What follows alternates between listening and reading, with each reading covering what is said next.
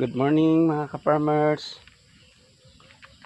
Happy Sunday diha no, especially sa Barangay Ilihan. Ngayong araw nagbilad tayo ng botel ng kakao. Yan. Napakarami din no.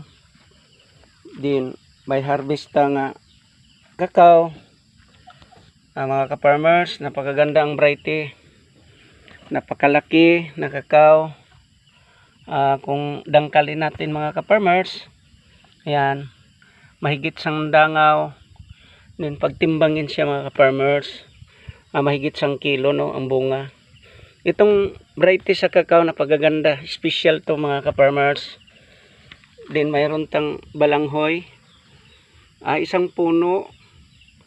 Napakalaki din ang mga laman niya no, isang puno lang siya. Ang variety na to mga ka-farmers, galing to sa Biska no. Napaka sarap siya lutuin kahit sobrang laki na. Napakasulit na balanghoy pag yun ang lutuin natin mga farmers.